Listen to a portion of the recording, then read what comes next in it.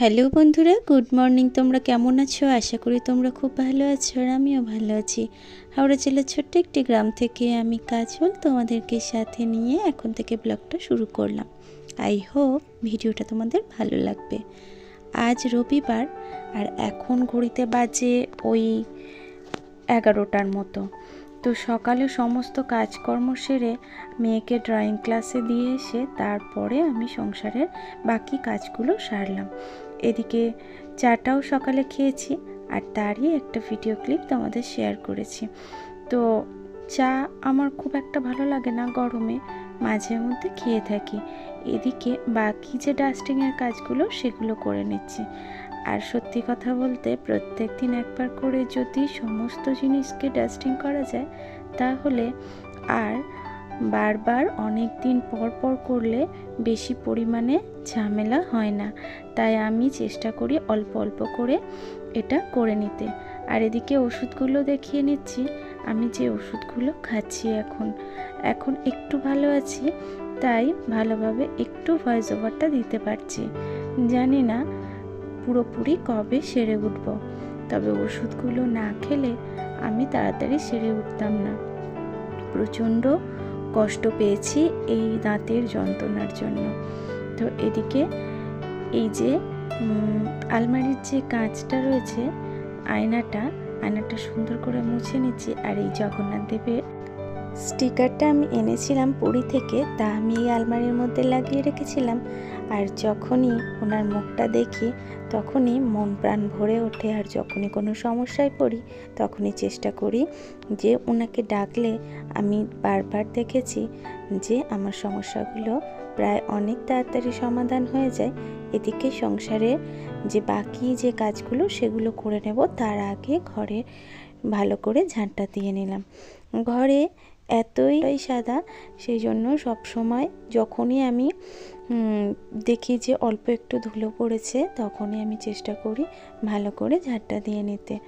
আর দিনে প্রায় 4-5 বার এটা আমার করতেই হয়। তো এই যে সকালের পর দুবার এটা নিয়ে দেওয়া হয়ে গেল। এদিকে পা মোছাটা যেটা হচ্ছে পাপেরটা রয়েছে সেটাকে আমি সুন্দর করে ঝেড়ে নিলাম। আর ঝেড়ে নিলে তাহলে ধুলোটা সমস্তটা বেরিয়ে যায়। এদিকে অনেকটাই বেলা হয়ে গিয়েছে, তাই তাড়াতাড়ি করে রান্নাটা কিছুটা করেছি। এদিকে ভাতটা হয়ে গিয়েছে আর চিংড়ি মাছ দিয়ে একটা সবজির তরকারি করেছিলাম। তো আজ আমি রাইসের চাল রান্না করেছি, তার কারণ হচ্ছে অনেক দিন যাবত ওই চালটা পড়ে আছে, তাই ভাবলাম যে লং গ্রেন রাইসটা আমি আজ করে ফেলি, পোকা ধরে যাবে সেই জন্য।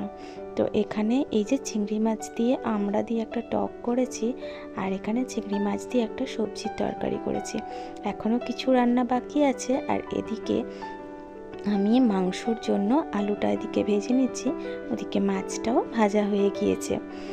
আজ এই রান্নাগুলো তাড়াতাড়ি করে নেওয়ার জন্য ওদিকে তো কিছু রান্না তো হয়েই গিয়েছে তোমরা দেখলে, আর দুটো রান্না বাকি। তাই আজকে পুরো কিভাবে আমি মাংসটা রান্না করেছি তা আমি তোমাদের সঙ্গে শেয়ার করব। প্রথমে আলুগুলো ভেজে নিয়েছি, আর আলুগুলো লাল লাল করে ভেজে আর ওদিকে মাছটাও সুন্দর করে কড়া করে ভেজে নিয়েছি। আর এদিকে এই যে আলুগুলো এখন পুরোপুরি লাল করে ভাজা হয়ে গিয়েছে, তা এখন তুলে নেব। আর এই গরম তেলের মধ্যে দিয়ে দেব জিরে, তেজপাতা আর শুকনো লঙ্কা ফোড়নে দিলাম।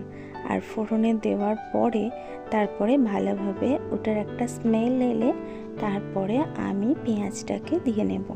আর পেঁয়াজটা সুন্দর করে ভাজা হয়ে গেলে তারপরে একে একে সমস্ত টমেটো, কাঁচা লঙ্কা এগুলোকে দিয়ে ভালো করে কষিয়ে নেব। আর যদি ভিডিওটি ভালো লাগে তাহলে একটি লাইক আর একটি কমেন্ট করে যেও। যদি চ্যানেলে নতুন বন্ধু হয়ে থাকো তাহলে চ্যানেলটিকে সাবস্ক্রাইব করে পাশে থেকো, চাইলে শেয়ারও করতে পারো। তোমাদের একটি কমেন্ট আমাকে আরও একটি নতুন ভিডিও বানাতে উৎসাহ দেবে। এদিকে পেঁয়াজ আর কাঁচা লঙ্কার মধ্যে দিয়ে দিয়েছি অল্প পরিমাণ লবণ। আর এই লবণটা দিয়ে ভালো করে নাড়াচাড়া করলে এদিকে সুন্দরভাবে পেঁয়াজটা নরম হয়ে যাবে। আর পেঁয়াজটা নরম হয়ে গেলে এদিকে আমি টমেটোটা দিয়ে দিয়েছি। আর টমেটোটা দিয়ে নাড়াচাড়া করে একটু নরম হয়ে গেলে দিয়ে তুলে দেব চিকেনটা আমি আগে থেকে আজকে মশলা মাখিয়ে নিইনি, তাই এই মশলার মধ্যে সমস্ত সবজিগুলো কষানোর পরে তারপরে তাতে মশলা দিয়ে তারপরে চিকেনটা তুলে দেব। তো এদিকে কয়েকটা কমেন্টের রিপ্লাই দিয়ে নেব। মৌ সোনা, খুব সুন্দর লাগলো ভিডিওটি, নতুন বন্ধু হয়ে পাশে থেকে গেলাম। থ্যাংক ইউ সো মাচ, তুমি আমার নতুন বন্ধু হয়ে গেলে। সুস্মিতা সরকার, খুব সুন্দর লাগলো, অনেক ভালোবাসা রইল।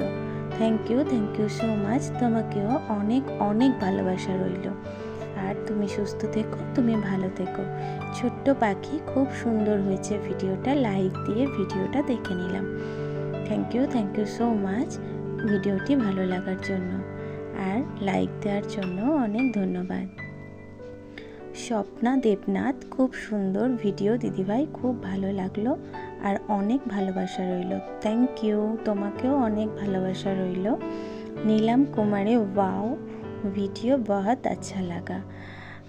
আমি তো হিন্দি বলতে পারি না, তো আপনাকে আমি একটাই কথা বলবো যে আপনিও খুব সুইট, খুব ভালো, আর আপনাকেও আমার খুব ভালো লেগেছে আর আপনার কথাগুলো বেশ ভালো। তো আমার ভিডিও ভালো লাগার জন্য আপনাকে অনেক ধন্যবাদ। এদিকে মশলাটা পুরোপুরি কষানো হয়ে গিয়েছে, আর কষানো হয়ে যাওয়ার পরে এখানে আমি চিকেনটা দিয়ে নিয়েছি, আর চিকেনটা দিয়ে ঢাকা চাপা দিয়ে আমি সমস্ত চিকেনটাকে কষিয়ে নেব। এদিকে আলুটাও দিয়ে নিয়েছি, আলুটা চিকেনের সঙ্গে আজকে কষিয়ে নেব। আজ একটু তাড়াহুড়ো আছে, তাই ভাবলাম একটু তাড়াতাড়ি যাতে কাজ হয়ে যায়, তাই একটু তাড়াহুড়ো করেই চিকেনটা করছি। তা এইভাবে চিকেন করলে খুব তাড়াতাড়ি হয়ে যায়, তাই এইভাবে আমি চিকেনটা তাড়াহুড়ো করে বানিয়ে নিচ্ছি। চিকেনটা কিছুক্ষণ লো ফ্লেমে রেখেছি, তাই এতে জল ছেড়েছে, আর সেই জলটা দিয়েই চিকেনটা ভালো করে কষিয়ে নেব। আর এক্সট্রা করে কিছু জল দিলাম না, এটাতেই চিকেনটা ভালোভাবে সিদ্ধ হয়ে গিয়েছে। আর একটু আজকে কষা কষা চিকেন করব, কারণ ঝোল সব সময় ভালো লাগে না, বিশেষ করে ব্রয়লার মুরগি। তো এই চিকেনটা, ব্রয়লার যে চিকেনটা হয় সেই চিকেনটা ঝোল ভালো লাগে না, একটু কষা হলে একটু টেস্টি হয়। তো এদিকে চিকেনটা পুরোপুরি রেডি হয়ে গিয়েছে, আর আমি এটাকে একটা বাটির মধ্যে ঢেলে নেব। তারপর অফ ক্যামেরাতে আমি মাছের ঝালটাও বানিয়ে নিয়েছিলাম, আর তারপরে এদিকে গ্যাসের ওভেনটাকেও ভালো করে সুন্দর করে মেজে পরিষ্কার করে নেব। আর যেহেতু স্টিলের, এটা সুন্দর করে মাজলে বেশ একদম ঝকঝকে পরিষ্কার লাগে, তাই আমি চেষ্টা করি এইভাবে সাবান জালি দিয়ে সুন্দর করে স্কচ ব্রাইট দিয়ে যখন এটাকে ঘষে পরিষ্কার করা যায়, বেশ চকচকে হয়, আর তা দেখতে ভারী সুন্দর লাগে। আর এদিকে গ্যাসের কাউন্টার টেবিলটাও সুন্দর করে মুছে নেব, আর সমস্ত কৌটোগুলোকে মুছে ভালো করে তুলে নেব। যে সমস্ত কমেন্টগুলো এখনও পড়া হলো না, সেই দিদিভাইদের নামগুলো আমি পড়ে নিচ্ছি। বিট্টু বিদিশা ব্লগ, দেশি কুইন পুচু, পুবালি পাল, রিয়া দিদিভাই, মালতী ভিলেজ লাইভ, স্বপ্না দাস, সবাই খুব ভালো থেকো আর আমাকে ভালোবাসা দিও। চলো বন্ধুরা, আজকের ভিডিওটি এই পর্যন্ত। সবাই সুস্থ থেকো, ভালো থেকো, সকলকে ভালো রেখো। দেখা হবে পরের একটি ভিডিওতে।